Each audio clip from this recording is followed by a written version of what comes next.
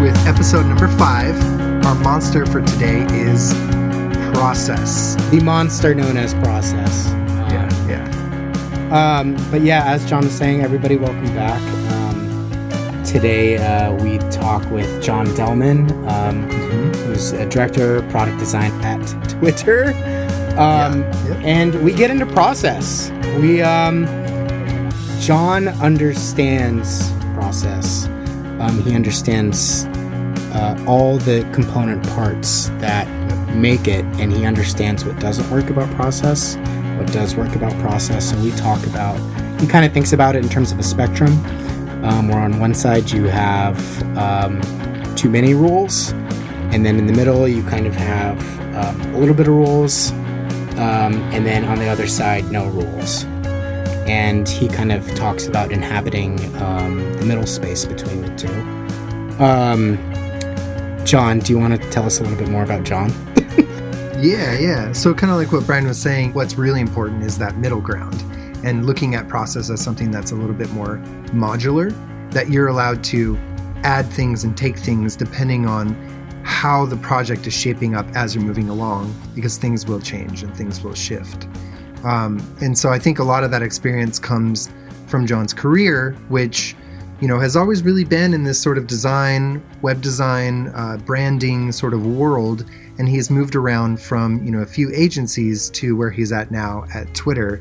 And that really comes through, I think, with a lot of the things that he's talking about and unpacking for us in terms of, what this monster called Process is, what it does, and how we can start to really make sense of it and embrace it along the way. And then we get into a few fun things towards the end of the episode. Ooh. If you want to talk about that. Oh, yeah, Brian. we do. We, because we're nerds here at Monsters of Design, so of course we had to talk about Doctor Who with regard to monsters and monster hunters. John has his favorite monsters from Doctor Who. You can catch that towards the end of the episode. And then after that, we talk about sci-fi. It's a fun little chat about science fiction in general. Yes. Especially time travel stories. And we learned that time travel stories and Process share some similar, a few common denominators between them. So I think, John, with that, should we just get the fuck into it? What are you thinking? Yeah, I think it's that time. Here we go. Let's go. That should be your shtick, like it's like a Mad Lib kind of thing. Like you only get half the conversation, and like the end user, the listener has to make it up in themselves. And they're like, I bet they told a really funny joke there. But that was really cool. Oh, that was insightful. Just only have half the conversation. That's so brilliant. It's so brilliant. It's kind of awesome that you're on this next, because Emily was on last time, and we had this conversation about carnival clowns. It was great, but we didn't hit record. It's so funny.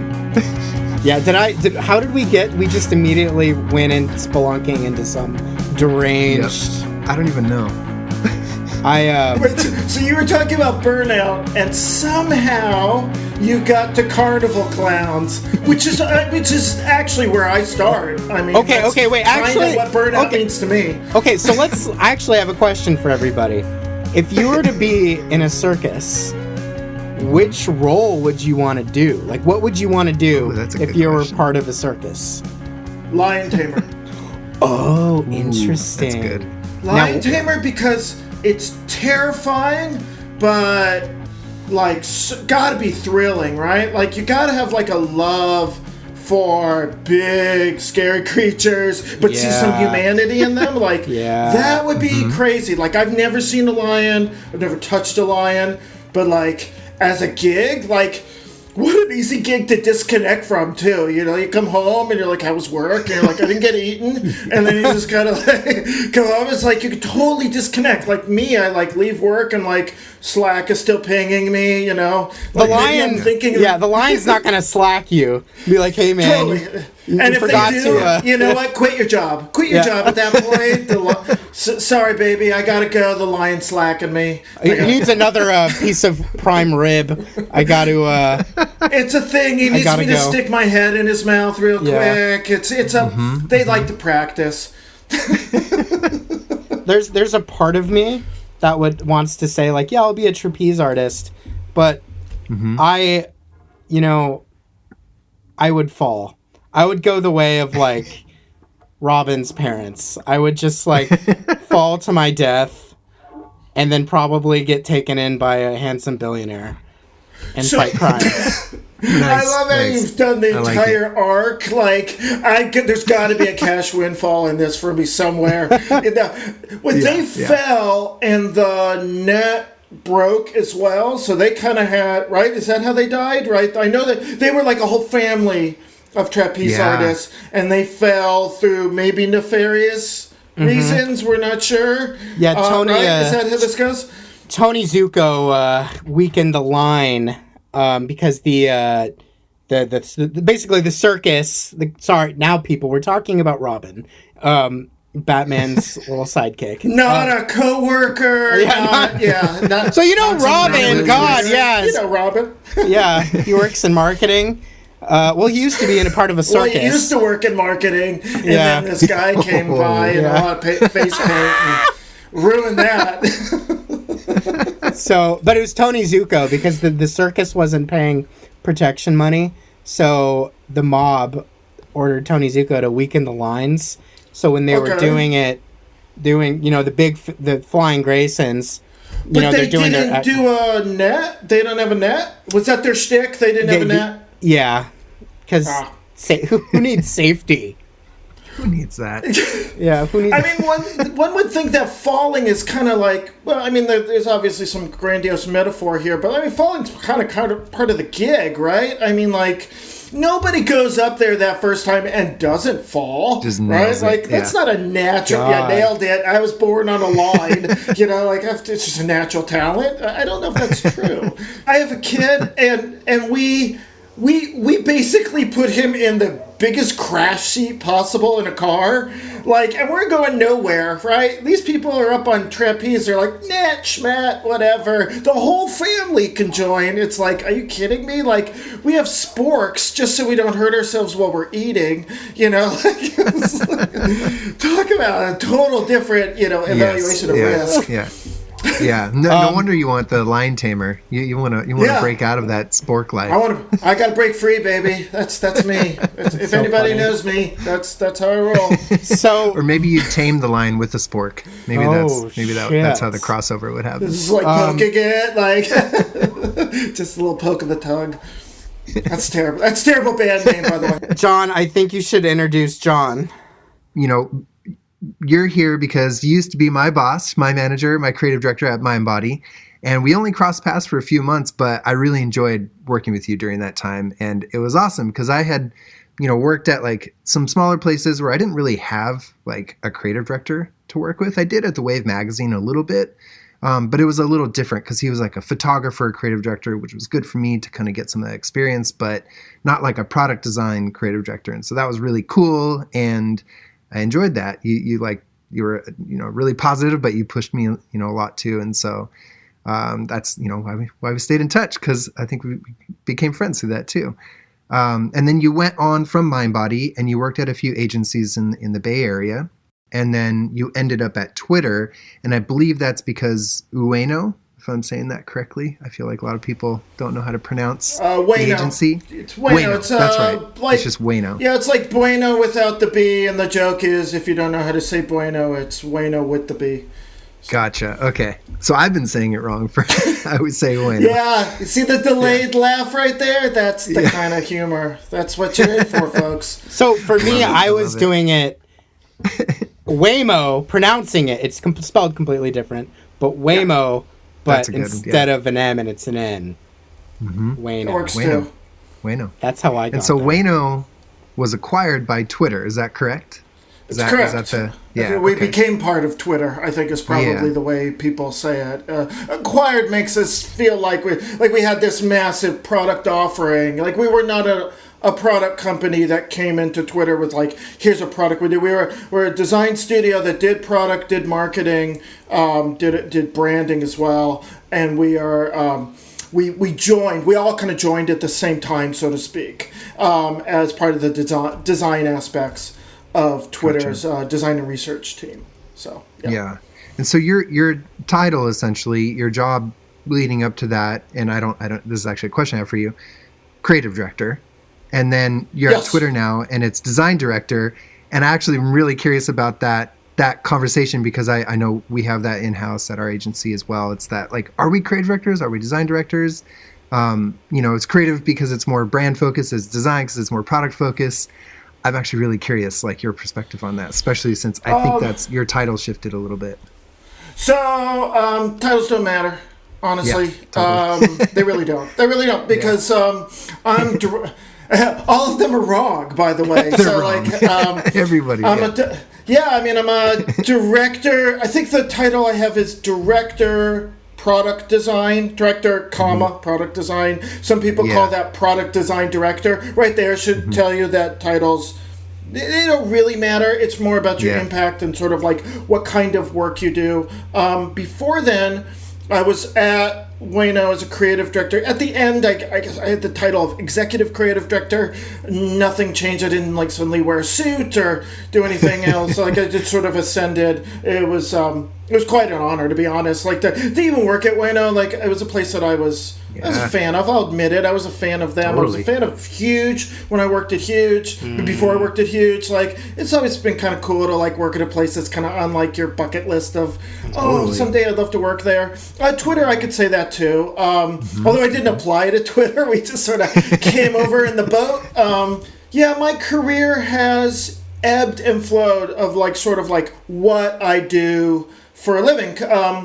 Right now, I focus obviously on product design, and not even on the consumer product design. I work on an internal tools team, so I work on a lot of the enterprise level product design that none of the world really sees. You see the benefits of the work we do, but you don't actually see the physical work we do.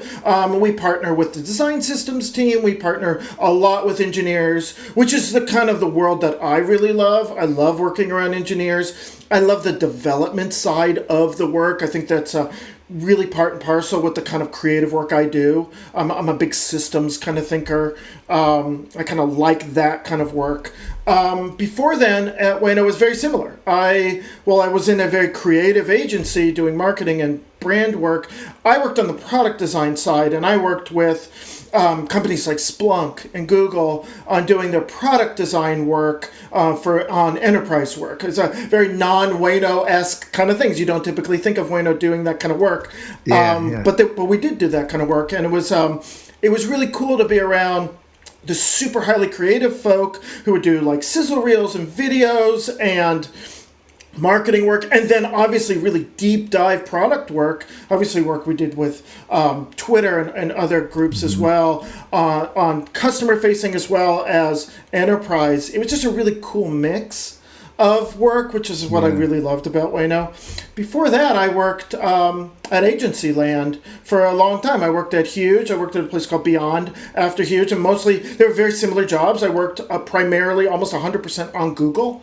Google was the account that I worked with, and we did Google Cloud. I mean, you name it, a ton of different Google stuff. So I worked with their design systems teams. I worked on their enterprise stuff. I worked on their business to business, their education department.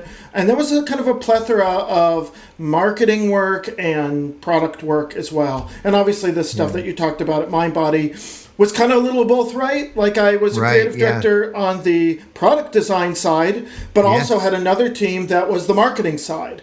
So one of the joys of that job was bringing those two very disparate groups together. Totally. Which is always a challenge in-house. As to, like, does the marketing take cues from the product, or does the product take cues from the marketing, or do they even talk to each other, right? And like, that was a struggle at first, but I think as our team matured, we started to see a lot of traction in there. It's still a struggle at most in-house places. And before that, for, good God, like 20 years, I was at a variety of agencies doing a variety of work. I lived in San Luis Obispo, working at what is now Razorfish, what was Rosetta before, Level Studios, and Web Associates. All the same place, by the way, that just kind of evolved, changed, got gobbled up by other agencies. Totally. And I worked on a variety of projects. I was on an Apple team, which primarily only worked on the Apple account, and we would come up to Cupertino and work on Marcom stuff. I worked on a Samsung team and a BlackBerry team because they were accounts in-house. And then I worked in the video motion graphics group for the last, I think, 2.5 years of my time there, maybe a little longer. And that was just like a very wide variety of projects. I was the design part of the video motion graphics, but we had motion folk, we had 3D artists, producers. Of course, you can't do that work without producers, content writers. Just a whole sort of, we had a guy who was a creative technologist, which was actually my first real exposure to creative technology. Now I can't run a group without creative technology. It's just interesting. It's just so interesting. What? Okay. What does a creative technologist do? Is that what your question was? No, I was going to ask you. That might derail us a little bit from the process monster we're sort of tackling today. But I was curious about that jump into incorporating those sort of creative technologies into your work. So I feel like it's all kind of the same bouillabaisse. It's all kind of the same soup. I think we all approach creativity from a different superpower, so to speak. Like my niche, the thing I love is tying things together. Is obviously I express myself in a visual manner. I have an understanding of type and color and shape and layout, but also narrative and how technologies can work within that. And then other people are like really good on the really technical aspects, right? Like a creative technologist is really good about prototyping or putting together innovative solutions that actually is a good bridge gap from the visual only aspects into the development only aspects. There's a really good glue layer in there that honestly I think that's, to me personally, that's where the best work happens, because it's this highly communicative and collaborative space. So John, so in thinking about sort of this whole the process in general, and you're talking about this love of tying things together and then being among people who are prototyping and generating these creative solutions. So where, I guess, how do I want to ask this? I guess in working through this, I'll start with this. What does process mean to you? Process is, it's a series of actions in order to get to a particular end, right? It's a step-by-step way of thinking and working to get to a desired outcome. That's what its base is. It's pretty close to the definition of it.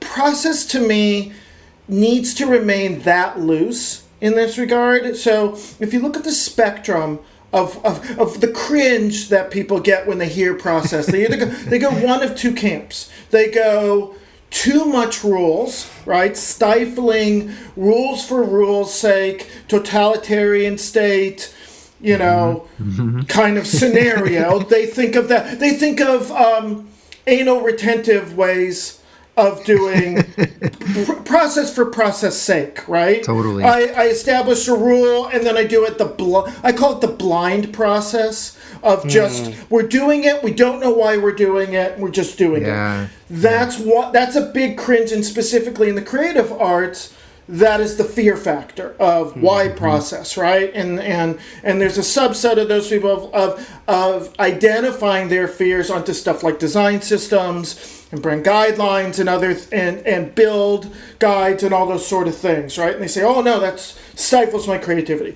On the other side of the spectrum, there is, I will break any rule just to break rules, right? They are actually closer to each other in their thoughts than they think they are. They are doing a thing just to do a thing, versus why. To me, the happy middle and the value of process is in the understanding why the process. What does this process afford us? What does this allow us to do? right? Like, if I do this process in a loose manner, what am I learning from it? And what safety nets is it checking off?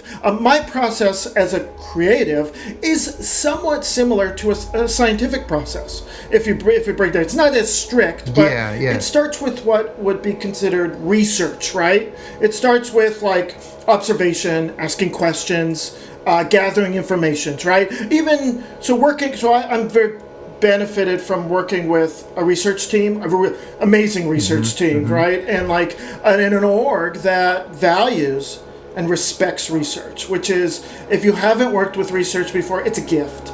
It's a gift. If you work in a place, of course, the gardener just walks by. Like never ever during the week, but only now, right? Only when you want to record. Yeah, right. So. Hey, it's their process. They got to do it at this time. They got to do it. They got to do it, right? He doesn't even know why.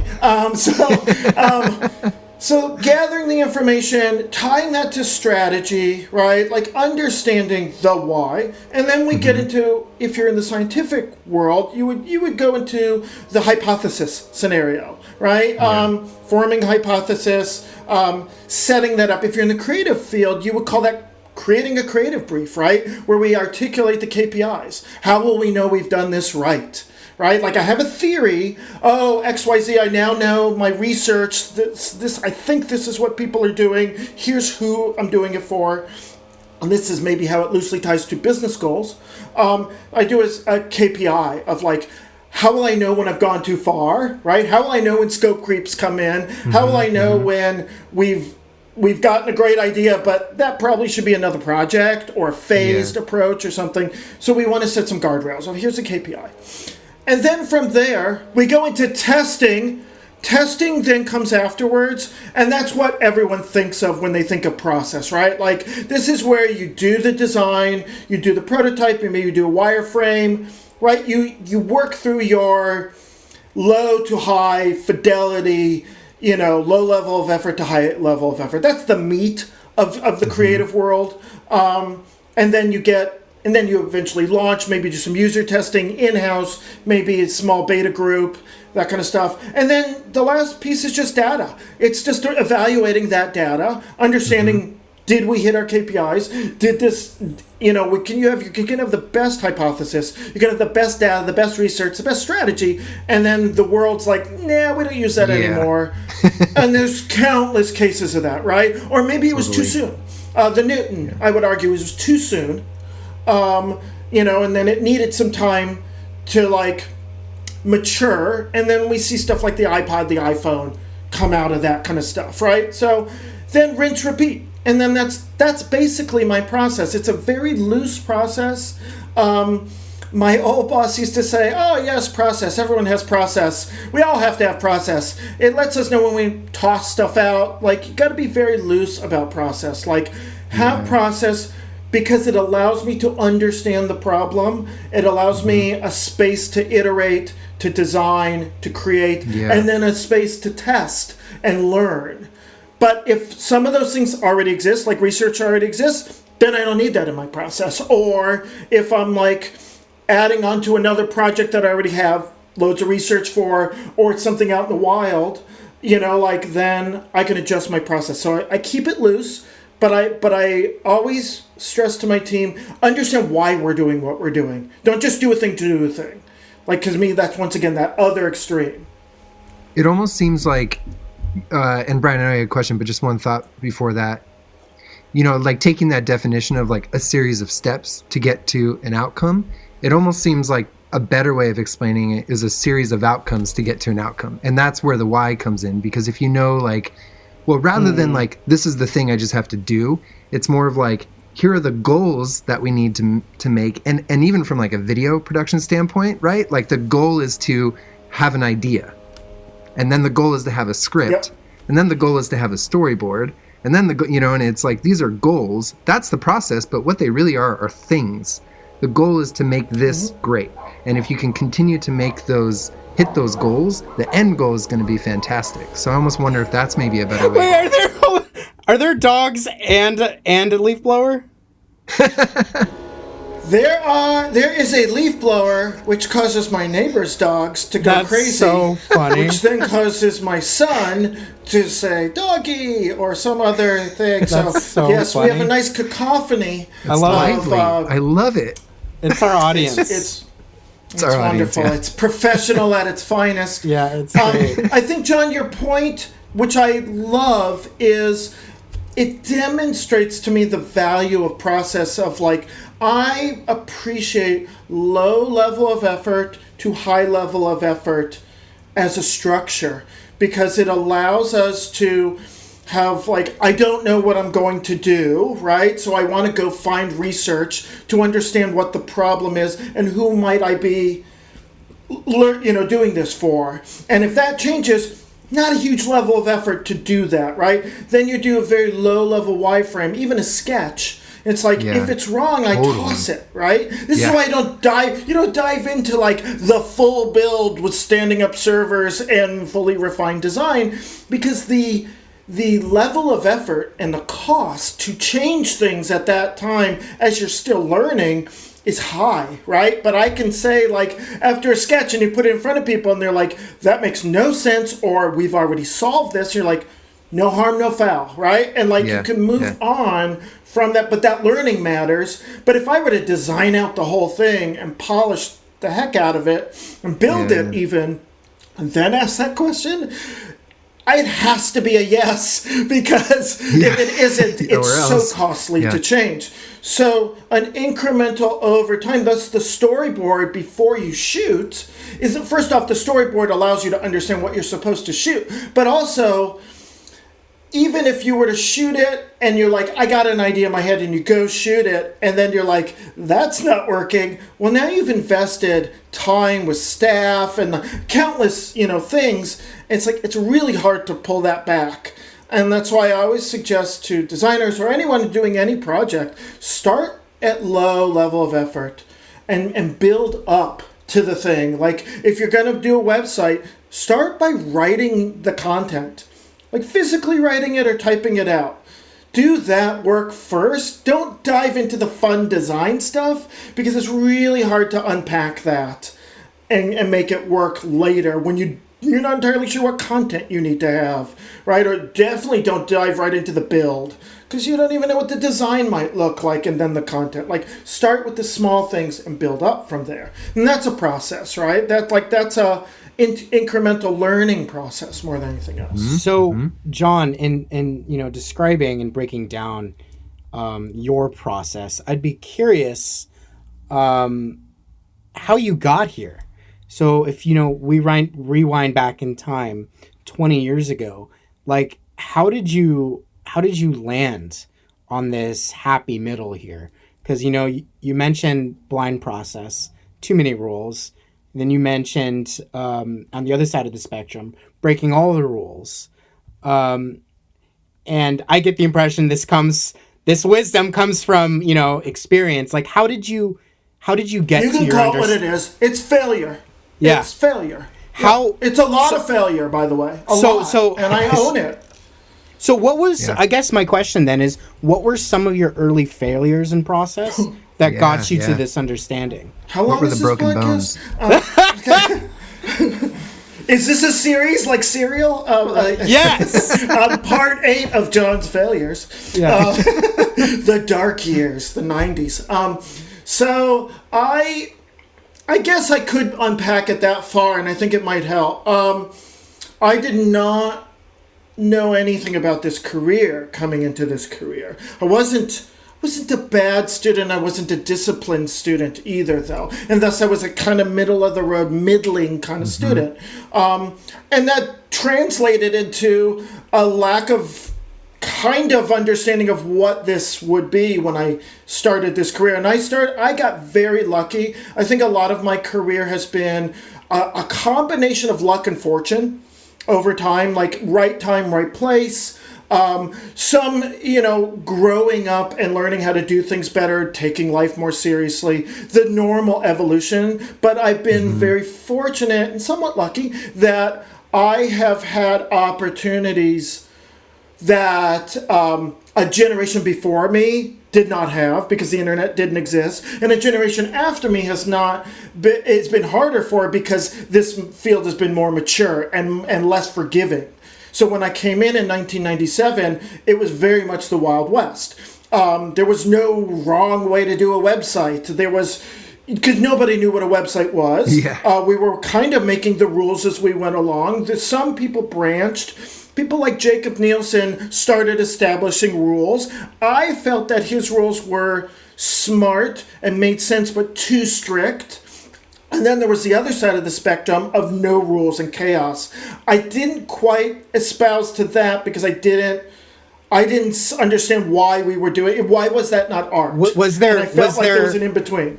So Yeah. before you landed on that in between, was there one side of the spectrum or the other that you gravitated towards more? I wanted to have more rules, but I wasn't disciplined early enough in my career to stick with them.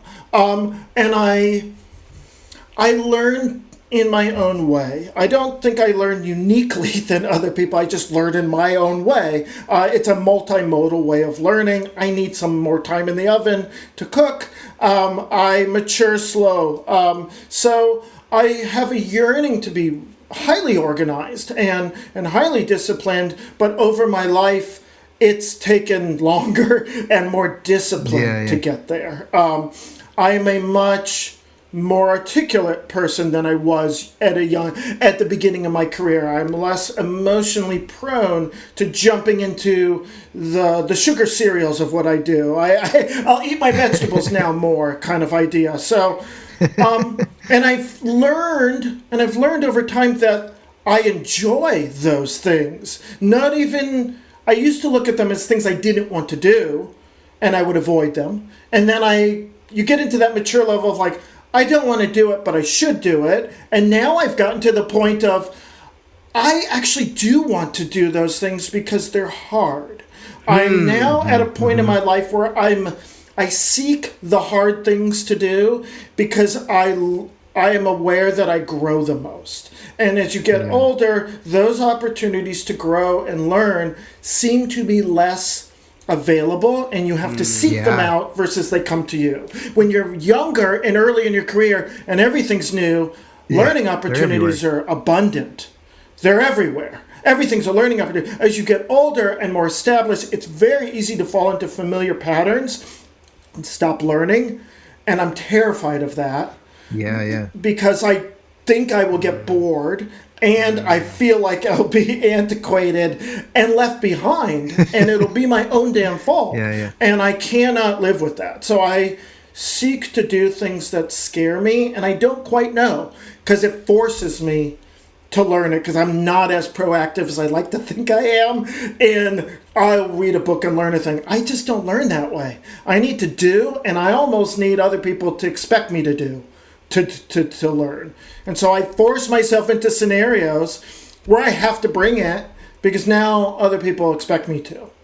And that's good for me. That's how I learn. And so process allows me to make sense of a structured baby step way of learning, a baby step way of solving problems. And that's why design still appeals to me, because it's still learning and it's still problem solving and it's still challenging. So when you go back to those, and John, feel free to hop in here. One of my things I'm thinking through, other John Delman, is going back to those JD. baby steps, right? JD, going through those baby steps. Was there any baby steps in the design process that you gravitated to more than other baby steps? Yes. So there were certain things I got immediately, and they make sense to my brain. The modularity, scalability, object-oriented thinking makes sense to me, right? A Lego kind of way of looking at the world. Yeah. That makes sense to me. Foundational kind of stuff. What took me longer to see value, and also just to get to exposure is more the truth, is the understanding of wireframes. When I was in school, I was bad at writing outlines before I would write.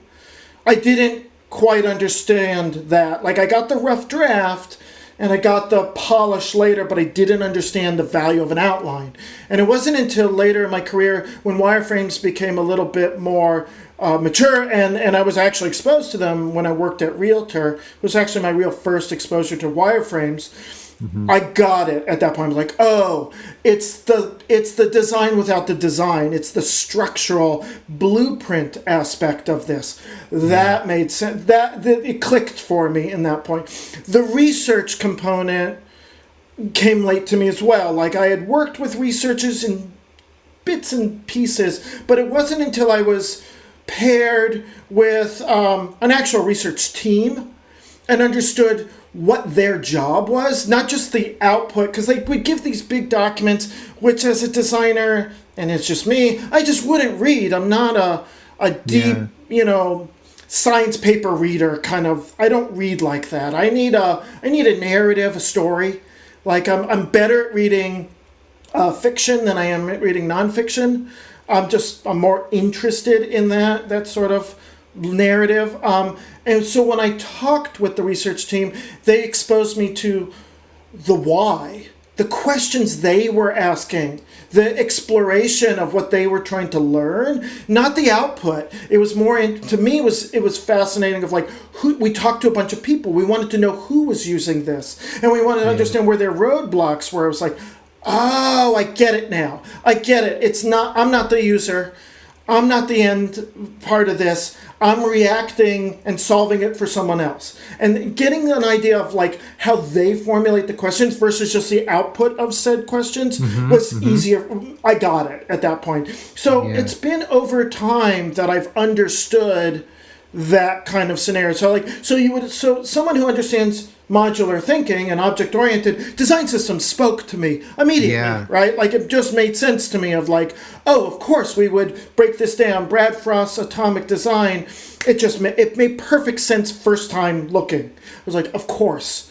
I maybe couldn't remember all the points along the process of it went from atoms to molecules. I couldn't remember all of it up front, but that didn't matter. Like, I was old enough at the time where I didn't have to show a thing of like, I'm an expert and I know all the terms. It was like, I got the underlying concepts and I got how to articulate it. And as I dove deeper, I started to expose more interesting parts of design systems, that they weren't rules of the road anymore, that they was a toolbox, and it wasn't build guides. It was like we were creating a toolbox to then give to developers and designers and say, build whatever you want with it.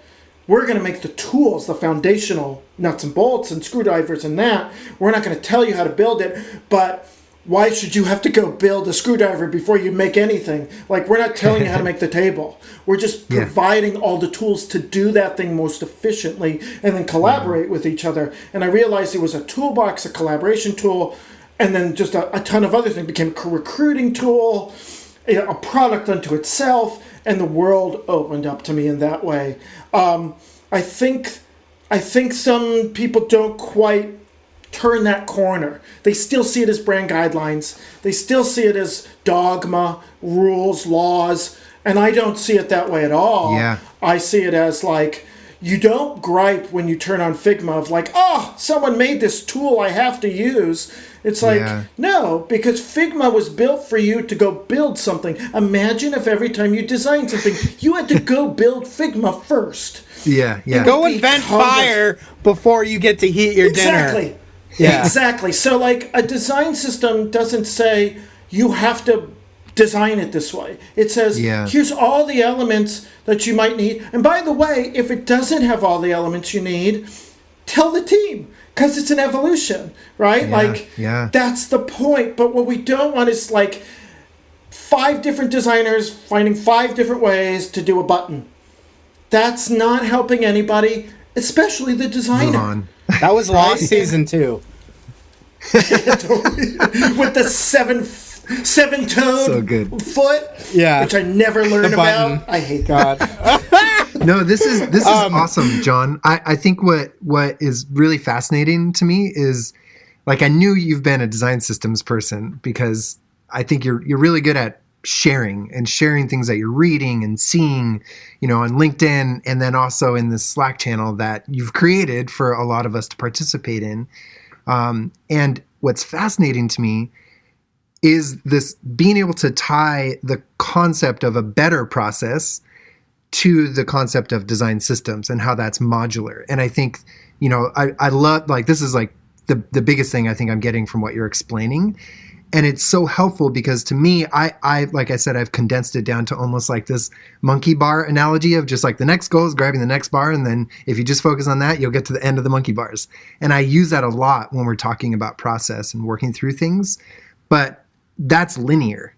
And I think what you're talking about is much more fluid, but it's still structured. There's a structure to it within those elements, just like Brad Frost's Atomic Design. And that's great because with product design, I think with whatever you're designing, you might not totally know the why at the beginning. You might have a 95% clear idea of what that solution is, but as you work through the process, that solution might change, or there might be exterior factors that affect that. Like if you're building a site and then the market changes a little bit, or like the pandemic happening, your solution is going to be different. And so if you have that system that is sure like a product design system, but if you look at that from a process perspective as well, and you have these key things that will help you get there, then you can shuffle them or say, we don't need this anymore, and you can move on. So I love that. And I'm curious, with all of that in mind, how do you, and you kind of got to it a little bit, but this is the fun part where how is process a monster? Like, how do we really condense all of that down to what is it? How is this a monster? And how are these things allowing us to sort of work with that and tame it and bring it back to something that is actually really effective? So it's a monster because it's, like most monsters, it's misunderstood, honestly. Yeah. Frankenstein was a monster, but he was misunderstood. He wasn't the monster. The creator of Frankenstein was the monster, right? And didn't do a good job of communicating this benefit, this amazing scenario that happened. And people, what do people do when they don't understand a thing? I always say this to the team, like, why communication matters so paramount. When people are set with a series of scenarios that they don't understand, they do not fill that hole with their hopes and dreams. They fill that holes with their fears and nightmares. And once they fill that hole, that becomes truth to them, whether that was truth or not. And so it's paramount for design leadership, for designers, for all of us, honestly, to communicate succinctly and accurately. And most importantly, when we find new information, we circle back and we say, you know what, that thing I told you before, I learned more about this and it was wrong.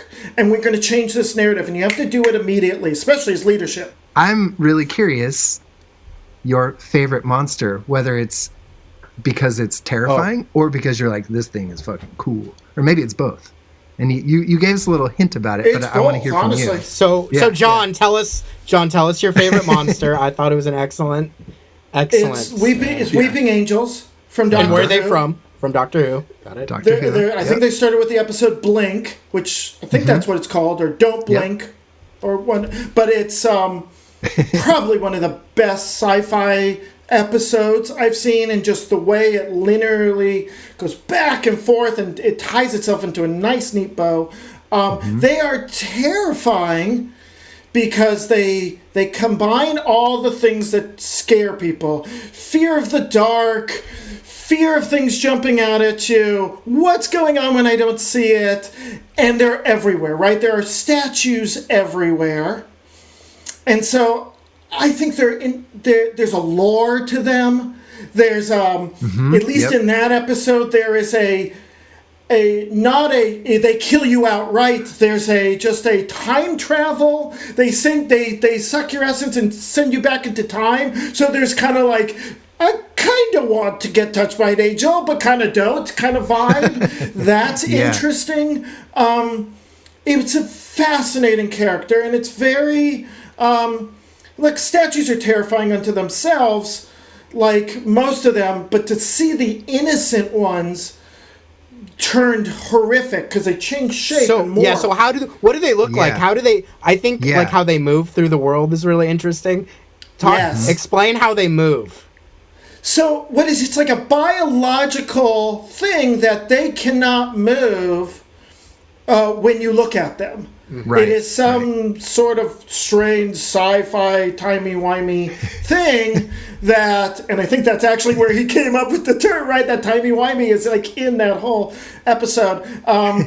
They cannot move when you look at them, right? And so they can't, but they move infinitely fast, right? When you don't look at them, and then if they touch you, they suck out your life force, and they do that by stealing your time, basically, and they transport you back to an X amount of time. That is kind of like the all above, monster. That's not the I'm going to kill you or I'm the Evil Dead, which, by the way, I love all those things.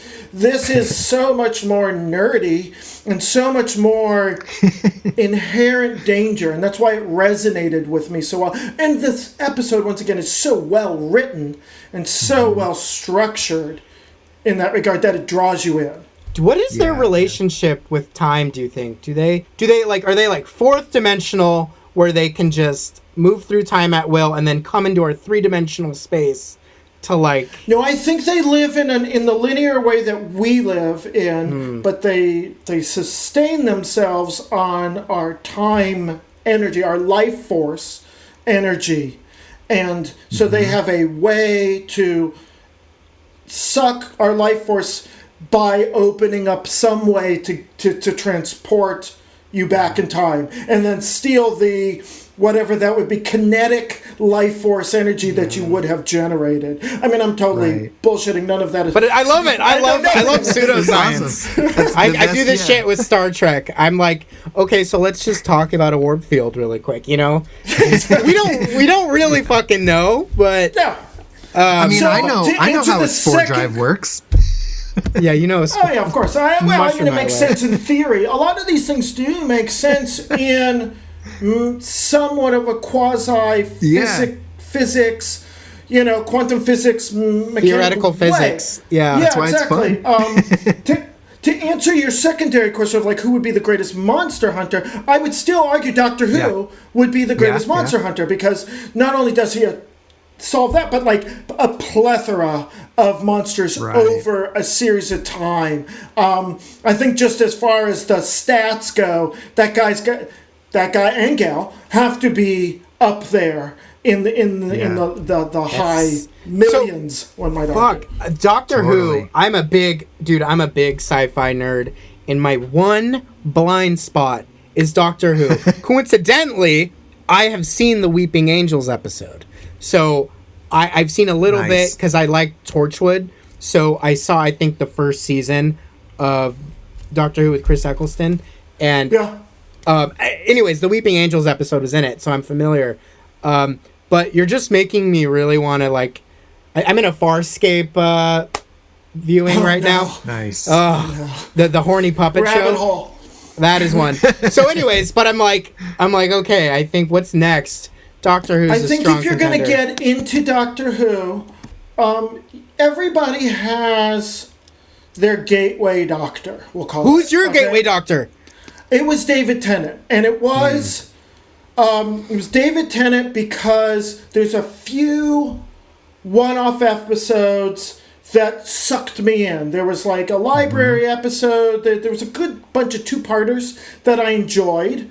And then... I thought it was a really nice transition to Matt Smith, Doctor Who, specifically an episode that Neil Gaiman wrote. That is just... I had no idea he wrote that. What I like so much about... I think it's called The Doctor's Wife. What I like so much about the Neil Gaiman episode is a number of things. I'm a big Douglas Adams fan. Hitchhiker's Guide, Dirk Gently. I love that. And Douglas Adams wrote on Doctor Who way back in back when he was Interesting, alive, okay. way back.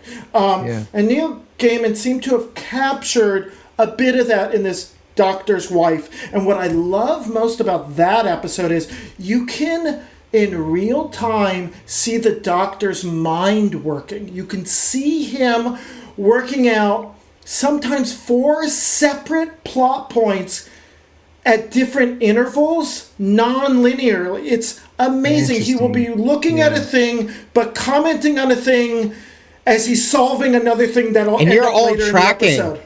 It goes And back to what you said, like communicating You watch these it ideas. lots of times. Yeah. So Blink is a good episode because you can watch it 4, Yeah. 5, 6 times and find new things and be like, I got it. Oh, that's so clever. How did they write? Did they write that in reverse? Yep. Did they write that in this way? And The Doctor's Wife is written in that way. No surprise. Neil Gaiman is a brilliant writer because Neil Gaiman understands the human condition and understands that we are drawn to each other through narrative. And the way he weaves in the narrative is just so, it's compelling. I think what you're saying is that to be a time-traveling monster slayer, you have to be a modular process person. Yep. To some extent, yes. A modular I- problem solver. I promised myself I wouldn't get too deep into the scalability, componentry, modular conversations and designs that always infect every conversation that I have. It makes sense, My though. poor wife. It does has make to hear sense. Yeah. Modular Yes, problem especially solving. with time That's it. travel, where you do want your outline, you do want your wireframe, you want to kind of know the general idea, and then it gets into the same kind of problems we encounter when you're building a time travel narrative. We encounter the same problems we were talking about with process. You have this gradient of too many rules, the right amount of rules, no rules. Like, it just it's There's no Yeah. perfect Can't project think of a lot timeline. of time Yeah. It's time travel. No, of course Projects not. are time travel. I think, Back and forth. wow, public speaking to me is time travel. It's just sort of like someone's just like, oh, how did that presentation go? I'm like, I don't know. I started and here we are, and I time traveled in between. I don't remember what I said. Sleeping is time travel to blacked some out. extent. I totally blacked Yeah, out. exactly. Exactly. you know what sci-fi I'm really excited about? Fucking Raised by Wolves season 2. If you Yes. haven't I seen haven't my seen God. season 1. It's so Oh, good. Go see it. JD, you need to see. Watch so it. it's on HBO Max. Let me just give you the really quick why this is important. Ridley Scott directed the first 2 episodes. He has not directed TV in like 30 years. Obviously, he came from the commercial world. He was an ad man, and then did some TV. So it's like huge. I would give it 1 episode. One episode. If you're not into that insanity, move on. But if you're into the insanity, go for it. It is of the most... It's completely original. It's not an adaptation or translation of a previous existing work. It is its so own good, thing. so good. It's fucking incredible. If you like Dune, you'll like Raised by Wolves. Probably. Yeah, it's been a while since I watched that, and like all of a sudden right now I'm like, I want to go rewatch it because I'm being flooded. It's so by, like, I can't wait for season 2. It's beautiful. It's terrifying. It's like super intriguing. Like even just the concept of it, it hits all the notes for me personally. So like that. basically, that is that's exactly what I want out of so sci-fi. That JD, the elevator pitch is colonists on a planet. The planet is a haunted house. Yep. That's Exactly. terrifying. So there's a little bit of horror. There's a little bit of horror, but it's more than that. It is strange. What the phenomenon on the planet defy our logic. What's like, that? Is it like that Natalie Portman movie? Was that Annihilation? Is that what that was called? Yeah. That was kind of a little It bit, has vibes, but similar vibes. Yeah. not as obvious. Yeah, it's not as like it's here's this territory. It's just like weird shit starts happening, and unlike Lost, when weird shit starts happening, they actually explain it. Yeah. So it's like they. I don't want to talk about Lost. I'm still Yeah. so Well, angry. now that Lost has come of up, my life. yeah. Where can people find you? Where can they find all these cool things that you post and talk about in terms of process and many other design related topics? Well, I'm required by law to post on Twitter, obviously, given my work there. It's Nice. at John, Jon_Delman, DELMAN. I show up on Spaces, which is our Yeah. clubhouse-like chat on there. I've been doing a bunch of those lately. Those are great. Just to We be need to do able, one. I think where we're at in the world right now, we have a yearning to just talk to each other, not talk at each other. Yeah. And what I like about Spaces is that like there's an open forum to just talk with each other. And I Yeah. think that's really very healthy. And I've, like, the last Spaces that I was on was Thursday, and we talked about places we've been rejected in our careers. And I think that was just a really healthy, honest, and genuine conversation. So I want to do more of those. Yeah, I'm that's also cool. on LinkedIn. So you can just find me on LinkedIn. I post pretty often. I usually post about the things that matter to me, which is design, but mostly about design systems. I post a lot about accessibility. I have an underlying need to break down the barriers of what people think creative leadership is. I want people to walk away with conversations with me believing that they can be creative leaders. I really do believe that. I do not believe there's a such thing as talent or gifts or magic in that way. I think it is hard work and willingness to take chances and Yeah. to learn and grow and to be honest with yourself about what you're good and not good at and make those calculations of like, I'm not good at this. Do I know someone who's good at this and I can work with them? Yep. Or do I want to up-level my skills? I think that has not been communicated enough in our field. The Don Draper, art director, creative director, that persona has done damage to the creative field and specifically in advertising as well as now product. I want to squash that. I want more people of every walk of life to own these things. I often say that technology is no longer a nice to have. It is a need to have, right? And so accessibility is no longer the nice thing that makes you feel good or you think you're supposed to do it. It is an absolute necessity. Accessible design is good design. They are not in conflict. They are requirements of each other because everybody, myself specifically, needs to take advantage of things that, look, we're not perfect. None of us are perfect. Some of us have different things that we are good at and some of the things that we are challenged with and some things that we work around creatively. And I think as we, this last 18 months has laid that bare for a lot of us, right? Totally. The things that we thought were important do not seem as important anymore now, do they? The personas and structures we had built for ourselves of like their grandiose office, with the ping pong table, does not seem as important anymore as holding your family close and just talking with people. So I've had a newfound pep in my step as to how to draw correlations to each other, which is kind of how my brain works, clearly, of design systems, systemic thinking, accessibility, and conversations all together. I see the next wave of design bringing those things together in things like conversation design, like how you deal with AI and ML, Right, how totally. you're talking to Siri or talking to Google and all that. That is the next way we will communicate not only with each other, but with computers. I can't think of a better note to end this episode on. That was perfect. I love it. John, thank you so much for doing this. I really appreciate it. You and I have been like chatting about this whole thing since before we even posted our first episode or something, and you've been really encouraging about it. So it's so awesome to actually get you on the show. This has been great. I'm stoked, man. This has been a pleasure. This has been such a pleasure. I feel like I could talk to you for 10 hours. Like, there's just so much rich text. So thank you for, honestly, thank you, man. Excellent. All right, I guess that's it for our episode. John, thank you so much for joining us. And I guess the only thing to say is peace. Peace.